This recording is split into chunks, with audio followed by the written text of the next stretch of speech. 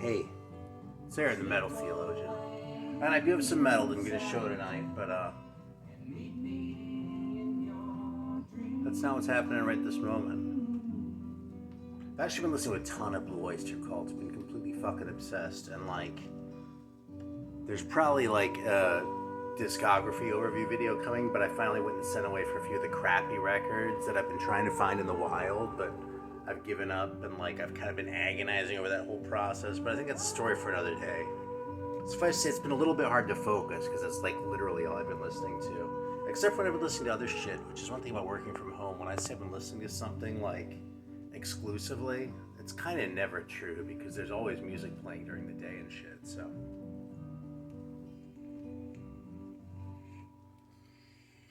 So this is one that yeah, I'll talk about a couple metal records and some shit like that, but actually one of the sort of the principal thing that's been sort of interspersed with, you know, the Blue Oyster Cult and the metal that I've been listening to is a few new releases came out on the Void label. So, and this is one of them. This is a band I don't know anything about, honestly, called Millard and Dice.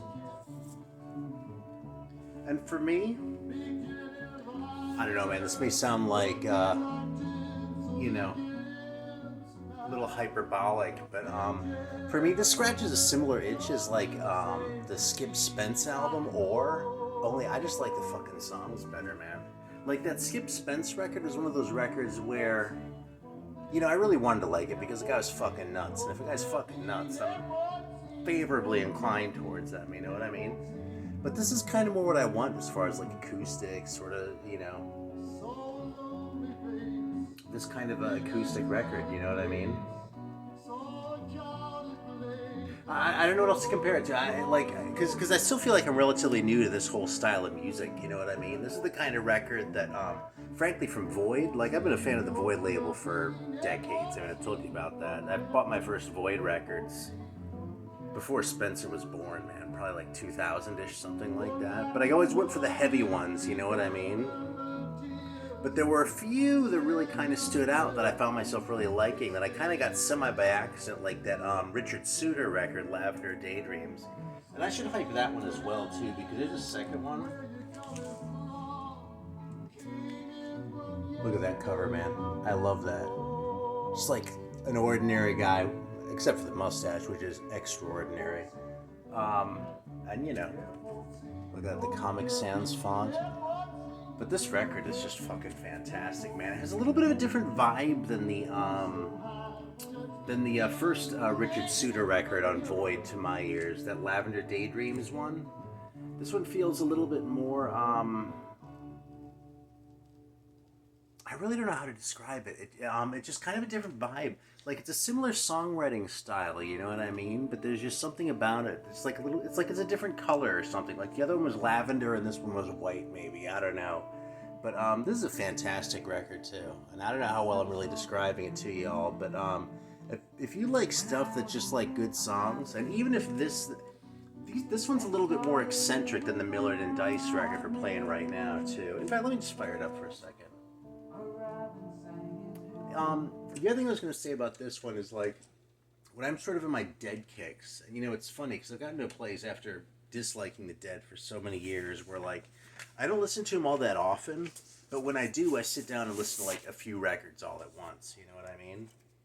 And, like, when I'm going for, like, that Working Men's Dead kind of vibe, but I want to take it down even a little bit more, this is a sort of record that scratches the itch, you know what I mean?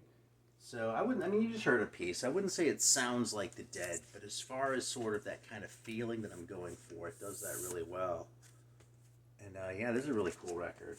I'm happy to hype the label anyway. I mean, y'all know I'm a big fan of Void, and Brian over there is a stand-up guy. So if you go over there and buy some of these records, tell him I sent you if you would. I'd appreciate it. But let's listen to a little bit of Richard Suter, and I actually have one more here that is kind of is another kind of gem on this label too that I want to hype.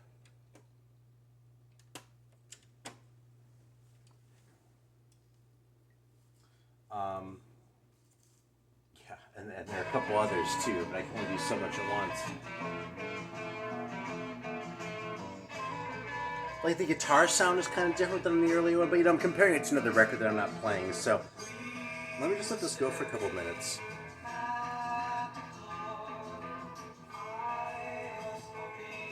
I love how this record is so like it feels kind of understated. There's a shit like that little bit of flute in the background in there, and the guitars are acoustic, but it still manages to create this sense of urgency. You know what I mean? Which is something that I like about metal. You know, when it's really good. This is obviously nowhere near metal, but it doesn't need to be.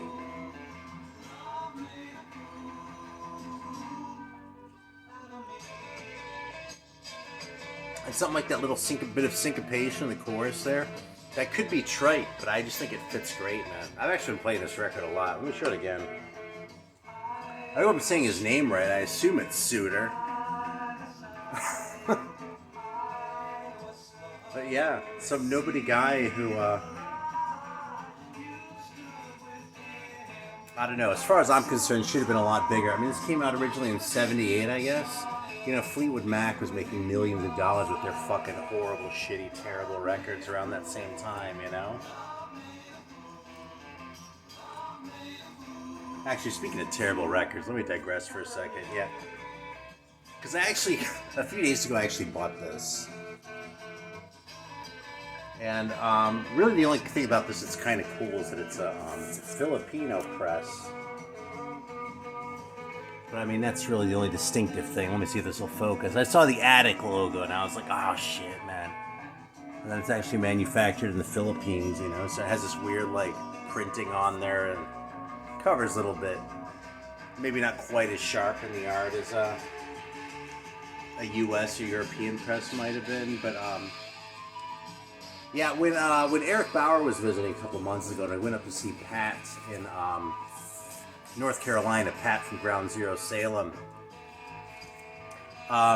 You know, I went and looked through his records, and of course I pull out a shitty one to listen to. I also pull out the Dungeons Are Calling, but you know, he had all this great shit sitting there. But I was like, hey man, let's listen to this, you know, because that's kind of how I roll. And I kind of loved it while we were sitting there hanging out. So like, I went to the shop, and like it was sitting there in the new arrivals, and it was $6, and I was like, yeah, fuck it, man, I'm just gonna buy it because I really enjoyed it. And I brought it up to the counter, and I actually said to the person, I was like, I can't believe I'm about to pay $6 for a Triumph record. And the person behind the counter said, well, it's Vinyl Saturday. It's something they do first Saturday of every month at my local shop. They're like, so it's 20% off. I was like, yeah, but it's still a Triumph record. And that's pretty much what it sounded like. I actually didn't enjoy this anywhere near as much when I wasn't hanging out with Eric and Pat. So I suspect my karma is going to be revisited on me someday. I'll file this away and someone will pull this out to be a smart ass like I did.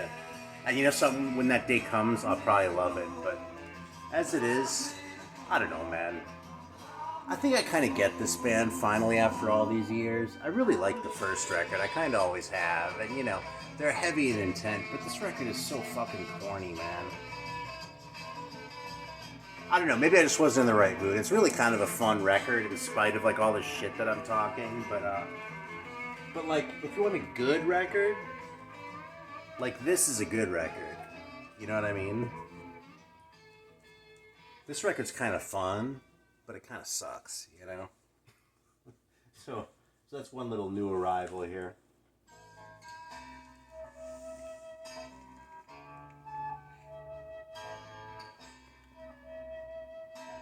That flute could be like spoiling it, but it's not. Instead, it's like perfect.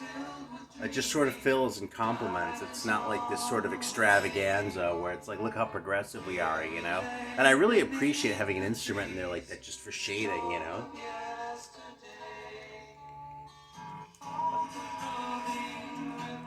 But this is the other one I want to hype while we're at it. This is another pretty new one on the Void label. I think this is actually the most recent release as of, the last time I was in touch with them. Yeah, Mad Fables, Get Off.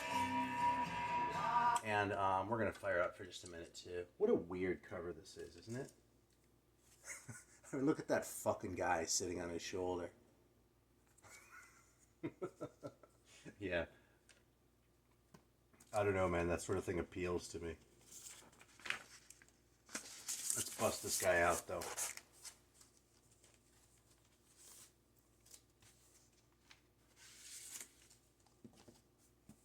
Yeah, this is another one. I've actually been playing kind of a lot. you know, again, I've been on this other kick. I've been playing shit like I pulled this one out. I hadn't pulled this one out in kind of a long time. This fucking Coven Worship New Gods record. This is one of those records I haven't completely gotten my head around. This is actually a high roller one for me a few years ago too, so this isn't like one of the like, this isn't me flexing on originals again, but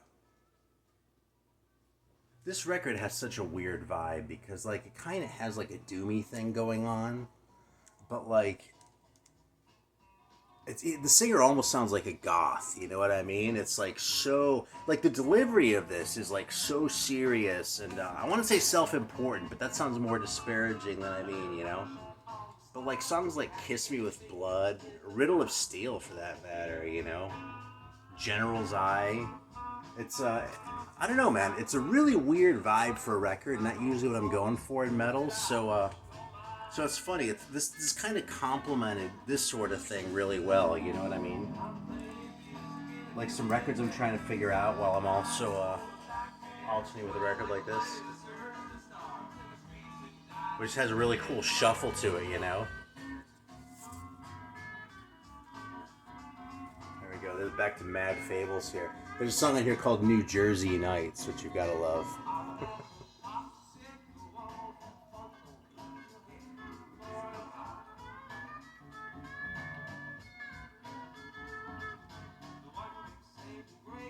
Yeah, those guitar fills are just awesome. You know, again, it's kind of understated. You know what I mean? It's subtle. Maybe that's why I've been digging this shit so much, actually, because the new Blue Oyster Cult tends to be kind of that way too. But I'm gonna quit talking about them for now, or else I'll just obsess.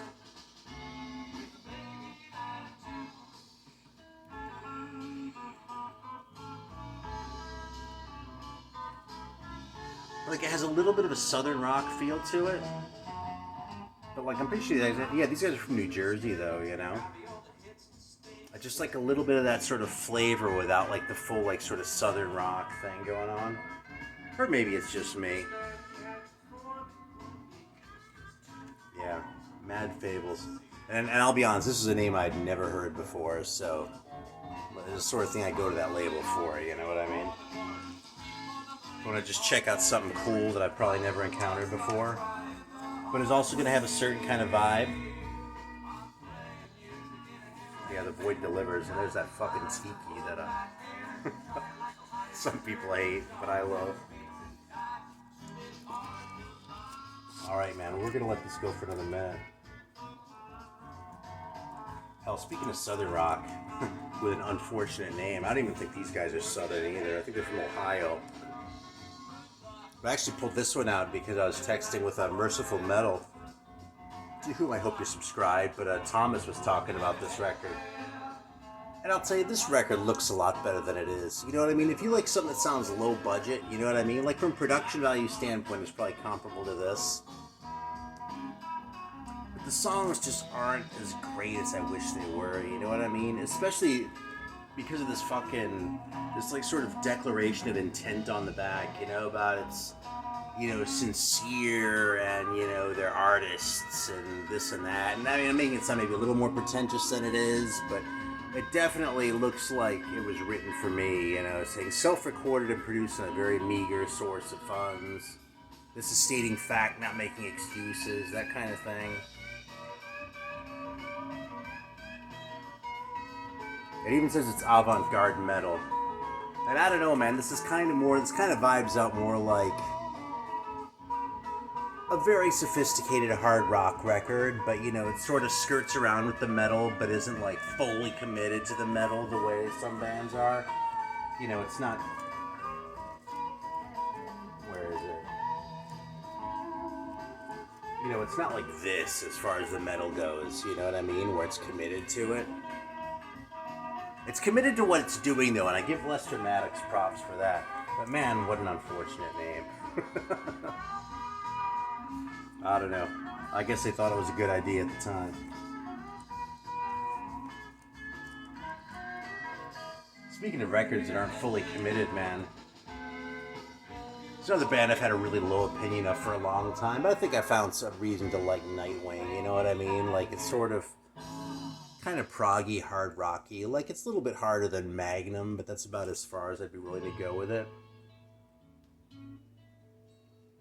But yeah, not a terrible record, not great, but I don't know. I'm showing a Nightwing record. What else can I say? You know. This one promises a lot too, with that weird cover, and then the devil walks behind you and songs like that. But I suppose the fact that Steve Hackett has like a guest appearance on here is already kind of a bad sign in a metal record. So there you go. This would probably be in the AOR section if I had one, if I'm honest. But I don't know, man. It's not terrible. It's actually kind of good, you know? It's about half good and about half just shit. So. That's, Look, I'm reflexively setting it over here with the Triumph record. So there you go, like my subconscious knows what to do with it. I'm not putting it in front of the Mad Fables record, which I actually really dig, you know?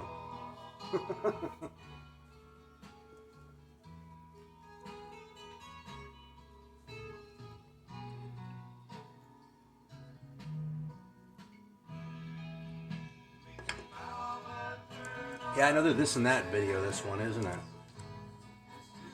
Here's another one I played a couple times.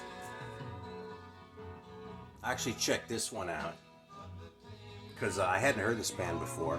And ironically, our good friend Oimo apparently has left the band. But there you go, this trademark cigarette too. But this is a really cool thrash record, man. Kind of the opposite end of the spectrum from what we're listening to here, but a lot of punch in this record, you know what I mean? It's, you can tell they're Creator fans. It has a lot of that sort of punchy sound to it, and definitely kind of shouted vocals. Like you can tell just from listening to it that Oimo has a lot of stage presence. This is our own Jürgen Alman, by the way. Subscribe to his fucking channel if you don't know who I'm talking about. But I love his nickname on there. What can I say? Anyway, really cool record, man. And I'll tell you, I love the band name Repent. There was actually a band in my high school called Repent, and I thought it was a great name, but they're basically a Metallica cover band. It didn't go anywhere, I mean, beyond the fucking high school, right? And they didn't even go very far in the fucking high school. I think they played out like once. So I'm glad another good band, like, made good use of that name, because it's a fucking fantastic band name.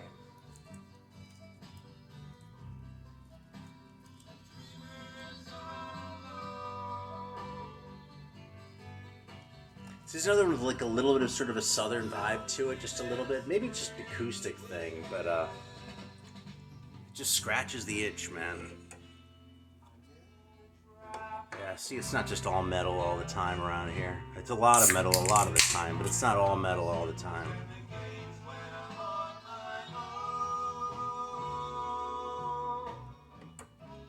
So let's talk about a couple more metal records here, man. Here's I don't see people hyping a whole lot. This one came out on the Doomed Planet label, which is the home of the Lord Weird Slough-Feg for a few years. I'm sure y'all know it, but this is a band called Arson, and this record's relatively cheap. I think people kind of didn't really notice it, but it's short and to the point. It's only about 7 songs, but it fucking rocks, man. This is a good record, you know? It's not the greatest thing ever. You know, I don't want to like set false expectations here. Hell, I'll throw it on for a minute. What the hell, man? We're talking about obscure bands today. Let's cover the spectrum a little bit. Because I'll tell you something. These aren't exactly... I was going to say these aren't exactly getting played in the background of everyone else's videos. But if you're watching fucking for Kiss and AC/DC and shit like that, people are probably getting copyright strikes on their fucking videos anyway, so... Or at least getting the shit monetized out of my others, so... That might not be much of an option anyway, but what the hell. Let's fire up a little bit of Arson.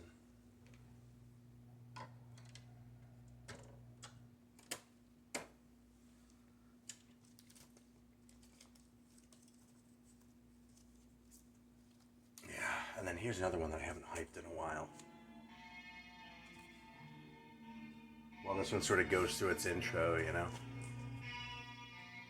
DDT, man. Let the screw turn you on. Yeah, this is a weird French-Canadian one, man.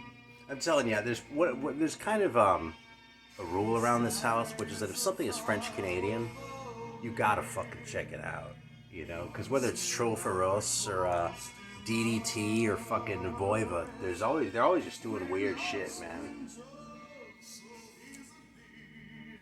so earnest so far, you know? I like that.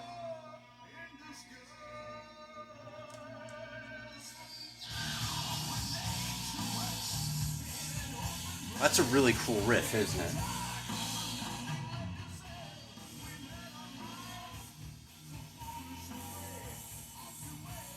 Yeah. So this DDT is basically what I wish like glam sounded like. You know what I mean? This is probably one of those records where if SMF Captain Howdy were still around, I'd call this a glam record. You see, that's not a glam record, dude. Just like with the Leather Nun and the Mistress. This kind of goes in that category, you know what I mean? It's kind of a sleaze songwriting style, but it's played heavy. And the English is kind of hilarious, which is icing on the cake as far as I'm concerned. Fantastic record, man. And I think there are reissues of this around, so you shouldn't have to pay too much for it. God, who the hell reissued this? I know someone just did it within the last year or so, and I can't remember who it was. But anyway, DDT is the band. Check it out. Hey, shit, speaking of French-Canadian records, man, here's another one I busted out again. Fucking Master Stroke by Outbreak. My favorite thing about this cover is that they spelled Krieg wrong.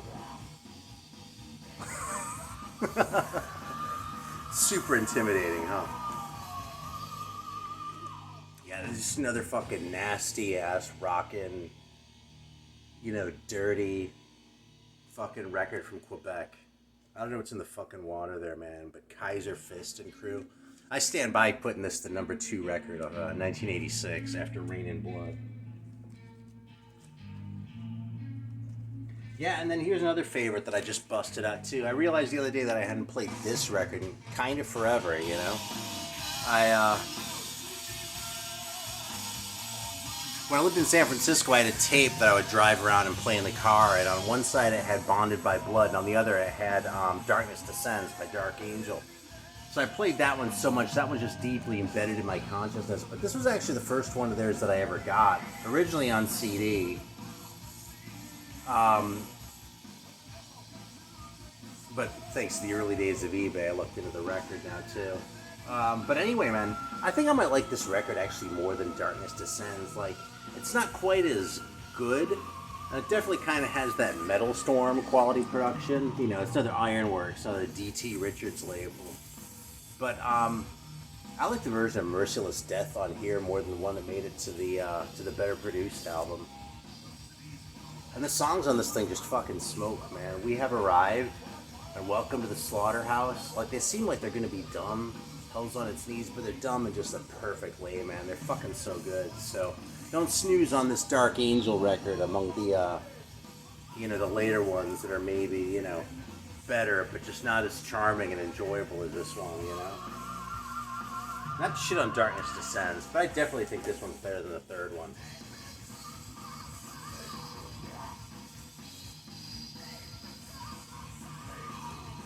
Yeah, and then finally, since I'm kind of showing some crappy metal records too, this one was not as good as I was hoping. There's a band called Domain. It's called Crack in the Wall, and I actually don't know anything about them except that this record, in spite of being German, is just kind of poppier and cornier than I wish it were, man. So this is one I'd be inclined to steer you away from. You know, again, it's not terrible. If you're looking for something to enjoy in this record, you can find it. But this one will cost you more than this Arson record will, and this Arson record is way fucking better. So I'm going to show Arson one more time, and then we can wrap it up here, I think. Because we're starting to drag on a little bit here. And, you know what's funny? I've showed about a third of the records that I have here. But fuck it. That's where we're going to leave it today. Thanks for watching. I'll see you next time.